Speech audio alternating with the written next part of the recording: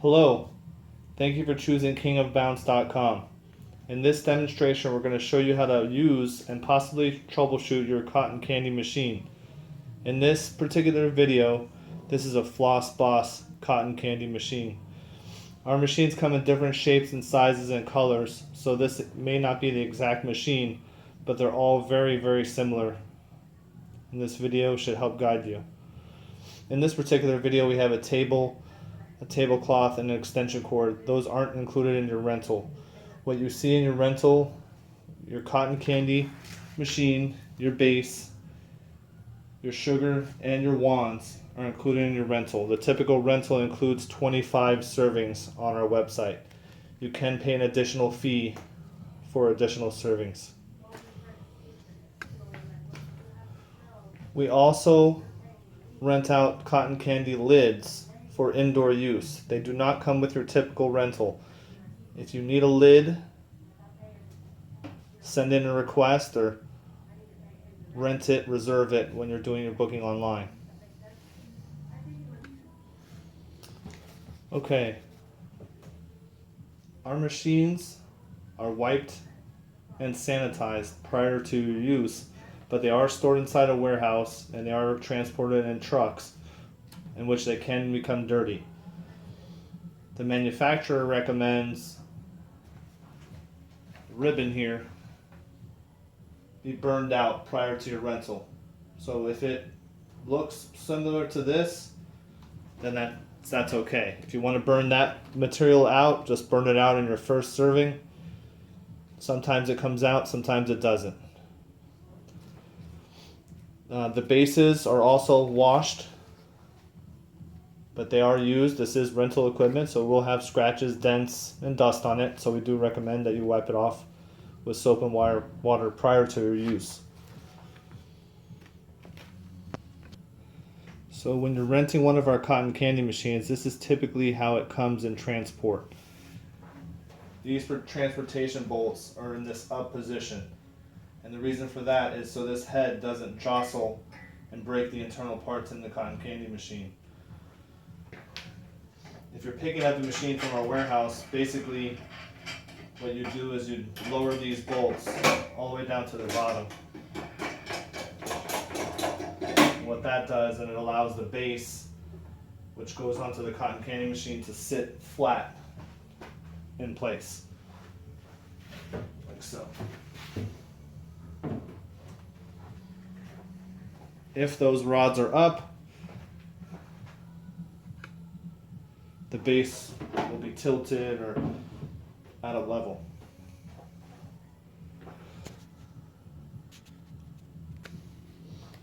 Okay, now before you start actually using your cotton candy machine, you want to make sure you're plugged into an outlet that's a minimum of 15 amps.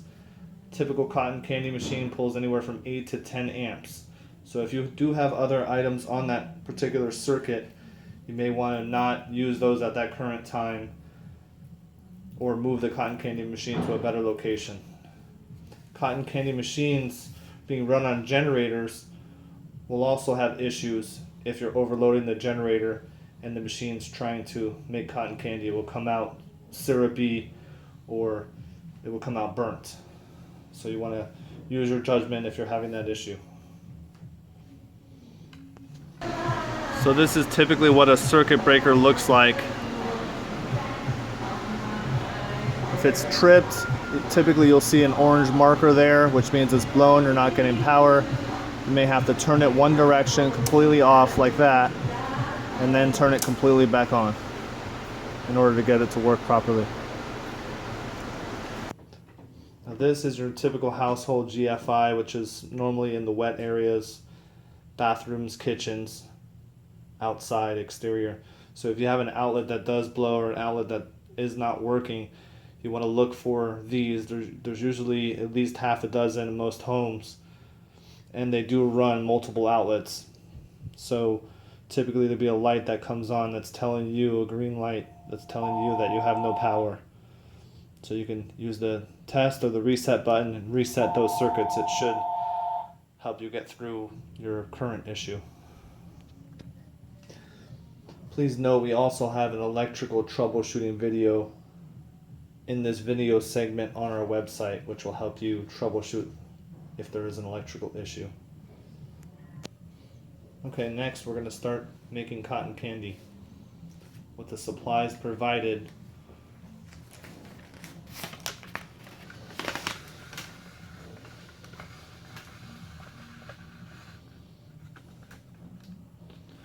What you want to do inside the head for your cotton candy, inside the head. You don't want to fill it to the rim. You definitely don't want to overfill it. The cotton candy head needs room to breathe and heat up your cotton candy so it could actually floss it. Overfilling the machine can cause it to smoke and not make cotton candy. Underfilling the machine can do exactly the same thing. So basically, the manufacturer suggests you pour about a quarter cup in the machine. It's really not rocket science. It's just, using your eye. There's a Teflon nut inside the head.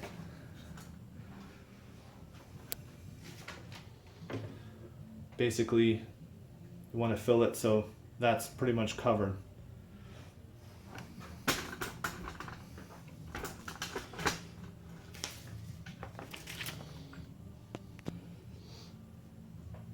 Next, you've got your heater select knob. Typically, we recommend that it's facing the screw on the top, which is medium power, which is your tip for typical backyard party. If you are making it at a carnival where there's a lot of volume, if you're making a lot of cotton candy, then you turn it up to the high position. But normally we leave it on the middle heat. Okay. Now we're gonna make some cotton candy. First thing you do is turn on both switches. With the wands provided, once it starts to floss,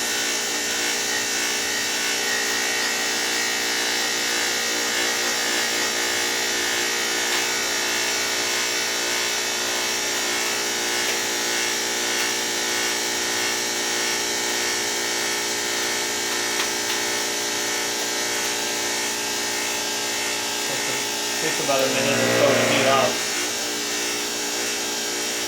Once it starts to floss, basically you're wanding the cotton candy out of the machine.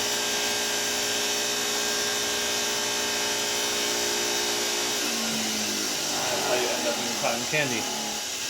Now there's no real way to tell exactly how much cotton candy you'll use per stick, per volume. But the containers that we provide are being gauged from the manufacturer, so the amount we give you is for 25 servings. But if you do run out of wands and whatnot, and you do have extra sugar left, you can use Ziploc bags. You can use, maybe a paint stick or something, or a spatula to wand it and use it. After you're done making cotton candy, remember that the cotton candy can melt. If it's sitting out in the sun, the cotton candy will melt. The sugar can melt in the head. You also don't want to get the inside of the head wet, because the sugar will harden up and crystallize, and then the machine won't work at all. We more or less got to take the whole machine apart and reassemble it. It potentially causes damage to the ribbon inside the machine. So remember not to get the machine wet. Also, if you do come to the situation where you overfill the head and it's not working properly, just go ahead and take those adjustment screws, tighten these screws back up, take the machine physically, and you can turn it over and dump the excess out of the machine, so that way you can start using it again.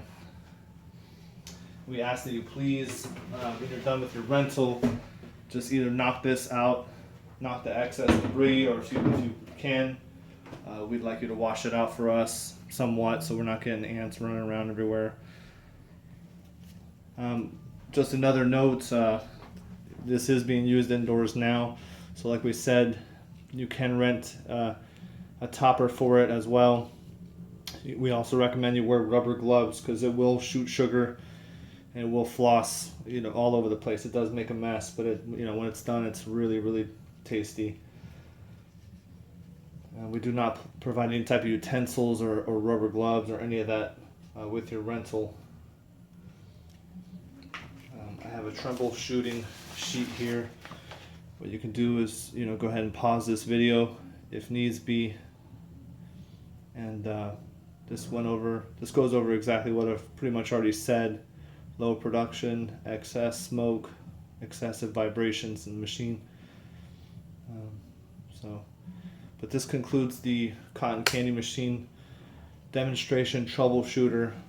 Thank you for choosing KingofBounce.com.